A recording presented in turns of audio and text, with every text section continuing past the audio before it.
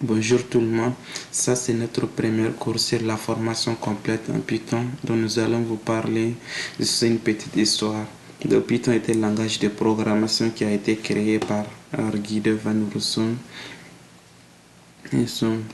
Donc vers la fin des années 80. Donc c'est juste un petit aperçu. Si vous voulez savoir pour plus d'informations, vous pouvez juste taper Google les origines de Python. Vous allez avoir pas mal d'informations sur l'origine de Python. Donc nous allons commencer directement notre cours. Donc ici, Python est un langage de programmation interprété polyvalent et orienté objet. Donc ces caractéristiques sont essentielles pour Python. Car pour d'autres langages de programmation, il y a d'autres choses qui sont intégrées comme compiler avant d'exécuter votre code. Donc la syntaxe est très simple. Très simple. Donc on ne se base pas trop sur la syntaxe. Comme le langage c'est aussi plus qu'il faut voir toujours si vous n'avez pas oublié des points virgules ou encore vous n'avez pas oublié de fermer des accolades. Okay. Donc les caractéristiques principales sont les langages interprétés. Il est multiparadigme. Donc, c'est-à-dire, il supporte la programmation impérative qui veut dire que tu peux faire des instructions à la suite des autres et orienté objet, c'est-à-dire de créer des classes. À partir de ces classes, vous allez créer plusieurs objets sans reprendre les mêmes variables. Donc, il est fonctionnel, c'est-à-dire il supporte les fonctions. Donc, vous pouvez faire votre programme avec des fonctions. Donc, nous allons voir les fonctions par la suite de cette formation. Dans le typage dynamique, Python est un langage de programmation fortement typé. On n'a pas besoin de préciser les types de variables. Donc, Python se sert quel est le type de ces variables et Python va gérer ça pour nous. Donc, on n'a pas besoin de clarifier ou de déclarer le type. Donc, extensible et portable. Donc, c'est-à-dire, le programme est portable sur de nombreuses plateformes. Donc, et peut s'intégrer avec d'autres langages de programmation comme le C ou Java. Donc, la communauté de Python est très vaste, c'est-à-dire il comporte plusieurs bibliothèques et des librairies qui facilitent nos tâches dans les différents domaines. Donc, pourquoi l'apprendre? C'est très important. Pour tout langage de programmation, il faut savoir pourquoi tu apprends ces langages de programmation. Donc, c'est très important. Pour moi, Python est un langage de programmation très puissant parce que déjà, c'est un langage interprété. Donc, on n'a pas besoin de compiler notre programme. Tu écris votre programme, immédiatement, tu l'exécutes sans compiler. Donc, si vous avez programmé en C ou en C++, qu'il faut écrire vos instructions ensuite et compiler, voire pour le convertir en binaire 0, 1, 1, 0. Ensuite, l'exécuter, ça prend beaucoup de temps. Avec Python, donc, il suffit d'écrire vos instructions et exécuter. Vous allez voir vos résultats dans le console. Dans la simplicité de la syntaxe, la syntaxe de Python est très simple. On va voir ça par la suite du cours. On a la polyvalence incroyable, c'est-à-dire Python est polyvalent. Donc, dans le développement web, avec Django et Flask, on peut faire des sites web, des applications web, des applications qui sont très puissants qui sont très puissants, désolé, qui sont très puissants dans des sites web qui peuvent réagir avec des HTML, CSS, des fichiers statiques, ainsi que beaucoup de choses. Donc nous allons voir ça par la suite de cette formation. Donc après, nous avons l'analyse des données et la data science. Donc il y a des bibliothèques et des librairies qui peuvent faire ça comme Panda, NumPy, Matplotlib. Donc, pour l'intelligence artificielle aussi, Python, un programmeur Python peut faire le travail avec des intelligences artificielles en utilisant des scikit-learn ou TensorFlow, avec toutes ces bibliothèques-là. Donc, avec l'automatisation des tâches et des scripting dans le Selenium ou bien Bountiful Soup, tout ça permet de faire ces tâches. Donc, nous avons encore le développement des jeux. Donc, avec tout ça, Python est capable de faire tout ça. Donc, Les autres options sont les multiparadigmes et domaines scientifiques. Par exemple, on a parlé de ça. Ça, c'est par exemple, il supporte les programmes des instructions, la suite des autres, les programmes fonctionnels ou encore la programmation orientée objet. Donc, domaine scientifique, comme la chimie, en physique et d'autres mathématiques, il y a des bibliothèques qui peuvent vous aider à travailler facilement avec ces domaines-là.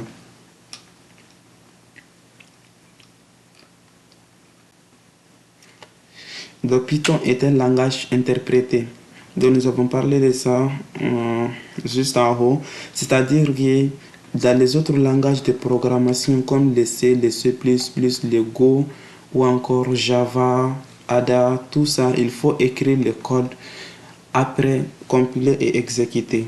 Donc il est obligatoirement que vous passez par ces trois processus pour que votre code soit euh, bien exécuté. C'est-à-dire vous allez écrire vos instructions, convertir en binaire pour, qui est compilé maintenant et exécuté pour voir les résultats. Avec Python, c'est très simple. Donc, on n'a pas besoin de compiler notre programme. Il suffit d'écrire vos instructions ou vos codes. Ensuite, directement, Python passe à cette étape. Python fait cette étape pour nous et nous allons exécuter seulement. Pas de compilation.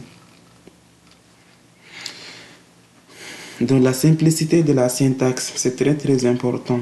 Car la syntaxe de Python est très simple. Exemple, pour afficher Hello World avec d'autres langages de programmation comme le C++ qui est CPP ou encore les C, il faut écrire toutes ces instructions là, des inclus isostream ou encore des inclus stdio.h ou encore pour les C Sharp ou C CJS, il faut utiliser using system class program, tout ça, des accolades des statiques void, tous ces mots-clés là pour que vous puissiez afficher Hello World. Avec Java, la même chose, il faut écrire des mots-clés Java, public class void. Donc tout ça pour écrire Hello World. Mais avec Python, une seule ligne de code suffit d'afficher Hello World. C'est ça qu'on a dit que la syntaxe est très simple.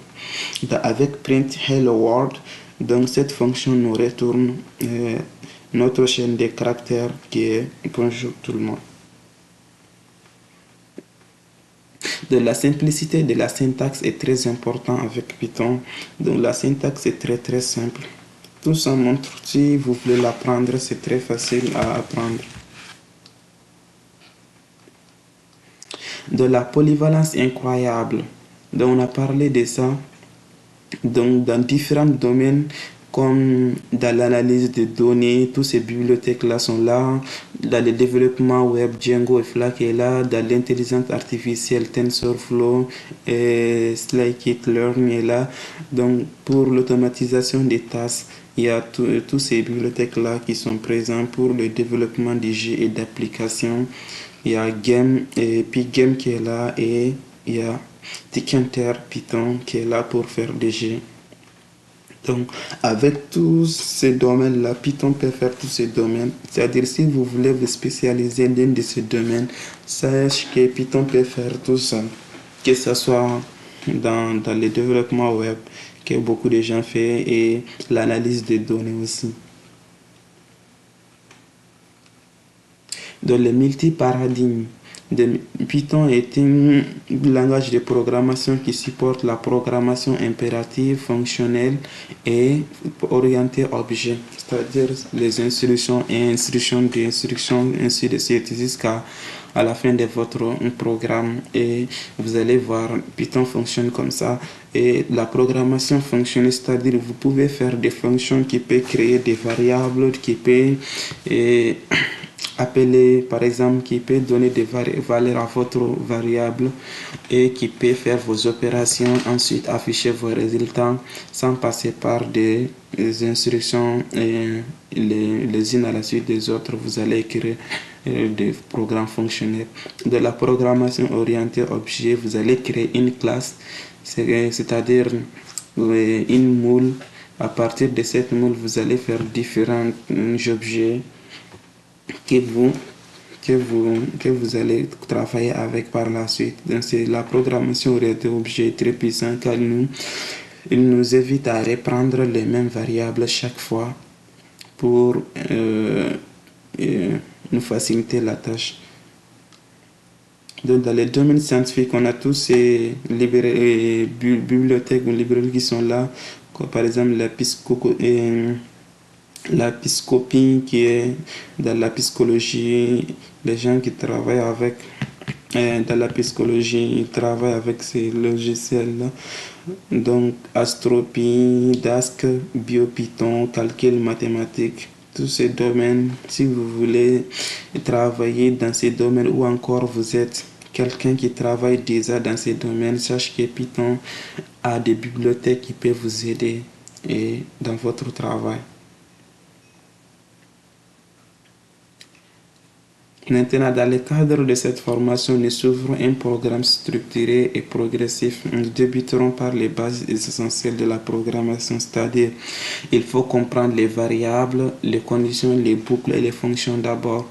Donc après, vous allez passer à la programmation orientée objet. Il y a l'héritage dedans et l'encapsulation. Dans les classes aussi, dans la data science ou la science des données, il y en a, et le développement web. Et le développement web. Donc, enfin, l'intelligence artificielle de notre cours va jusqu'à ce niveau-là. Dans les plans qu'on va suivre, on va commencer par les instructions de base. Déjà, on a cité ça en haut, les variables, ainsi de suite. Après, nous allons commencer la programmation orientée objet avec les classes, les objets, l'héritage, l'encapsulation. Après, vous allez tomber encore. Parce que la science des données, c'est c'est notre cas, mais si vous comprenez les bases, pas mal de choses qui sont en relation avec les bases. Après Django et Flask, nous allons travailler pour le développement web. Avec l'intelligence artificielle, nous allons travailler sur ces différents domaines afin que nous puissions faire un maximum de connaissances pour que vous puissiez continuer pour que vous puissiez continuer à travailler avec Python. Donc, comme on a dit, nous allons commencer par les instructions de base. Donc, les variables. On va commencer par les variables, après les structures conditionnelles, if, else, les structures répétitives, donc les boucles while, for. Donc nous allons travailler avec les fonctions et modules. Nous allons travailler avec les structures de données qui sont les listes, les tuples, les sets, les dictionnaires. Et les sets, ce sont des ensembles. Nous allons travailler avec les ensembles, les dictionnaires. Après, on va voir les chaînes de caractères. Quelles sont les méthodes utilisées sur les chaînes de caractères, par exemple, pour mettre chaque premier mot d'une chaîne de caractères en majuscule, ou encore pour mettre des chaînes de caractères en majuscule, en minuscule. Tout ça, nous allons voir tout ça. Après la fin de cette partie, nous allons voir les fichiers, comment gérer les fichiers Python. Donc, pour la structure de données, pas mal de choses qui sont là parce que pour les listes, il y a des méthodes et des fonctions qui sont utilisées pour faire la somme, pour faire calculer le nombre d'éléments, pas mal de choses qui sont incluses dedans. Pour les tuples aussi, les ensembles, la même chose, l'intersection de l'union et la différence, il y a pas mal de choses qui sont incluses dedans. Mais chaque structure de données dans ces cas-là a une importance clé qu'on va expliquer par la suite de cette formation. Merci. Merci, c'est la fin de cette vidéo. Nous allons continuer à vous aborder des vidéos. Si vous avez des questions, n'hésitez pas à les mettre dans les commentaires ou bien nous contacter.